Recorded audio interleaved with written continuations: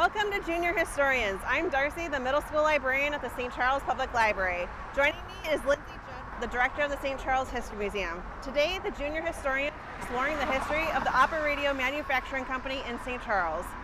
Lindsay, what exactly is an Operadio? Good question. Not only was Operadio the name of a St. Charles corporation, but it's also the name of the best-selling, self-contained portable radio of the 1920s. In September of 1922, J. McWilliam Stone Sr. created the Operadio Corporation in Chicago. The company designed and manufactured portable radios named the Operadio to make people think of quality music and fine tone. The company was wildly successful and expanded their line by making loudspeakers. Chicago, I thought Operadio was a St. Charles business. Well, in 1924, a huge fire destroyed the Operadio factory in Chicago. The corporation rented space elsewhere in Chicago until Mr. Stone realized they needed more room. So, in 1928, they moved to St. Charles, into the former Heinz cut glass factory at South 13th Avenue and Indiana Avenue. By 1940, they were one of the world's largest radio loudspeaker manufacturers.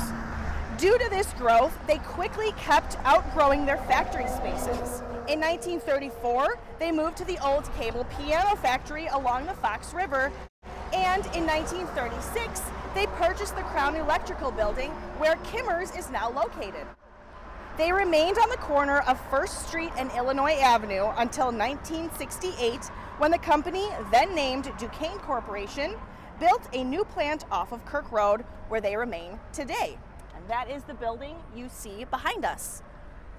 So it was here in St. Charles where the Operadio Corporation was able to prepare for the 1933 World's Fair in Chicago, where they held a display and built a robot for Sears and Roebuck, later assisted in World War II efforts and became known internationally.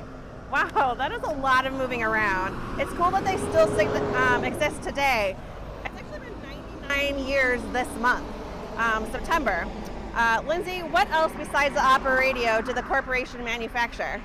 Well, before the war, they primarily worked on making equipment for entertainment purposes, such as radios, film projectors, portable public address or PA systems, amplifiers, microphones, speaker cabinets, recording equipment, and turntables for playing records. When wartime rolled around, they were able to take their knowledge of radios and loudspeakers and create a paging system, which was used for everything from defensive plants to warships. Wow, that is a lot of stuff. The Operadio Corporation was quite impressive. What else made them notable after the war?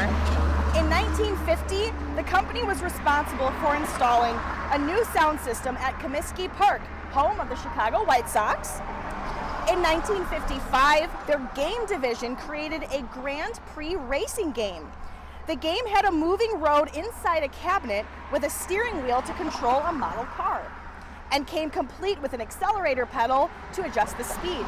1961 saw the new Ionovac division of the corporation to keep up with the high-fidelity stereo speaker market. The new speakers replaced the diaphragm and utilized a dime-sized quartz cell. In 1969, NASA asked Operadio, which was now called DuKane, to help them write up a plan for an underwater locating device to use on commercial aircrafts with flight data recorders.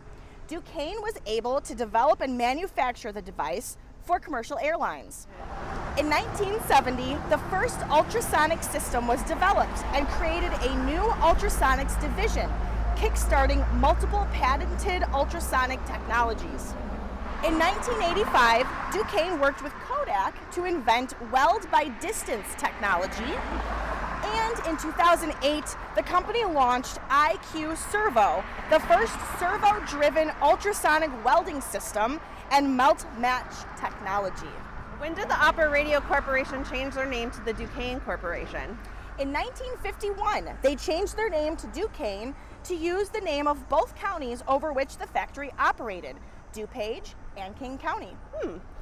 So what happened to the company's founder, J. McWilliam Stone Sr.? Obviously, he's still not running things nearly 100 years later.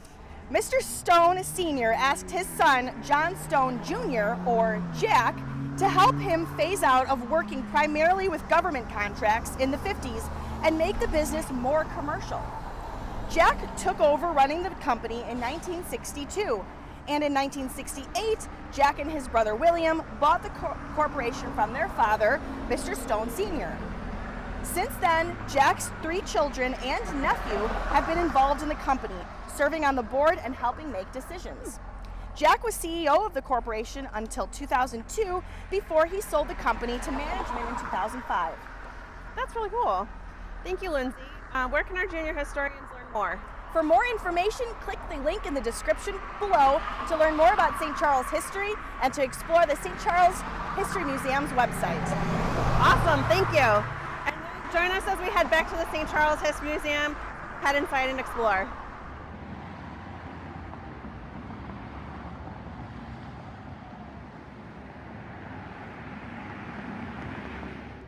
Welcome back to the St. Charles History Museum.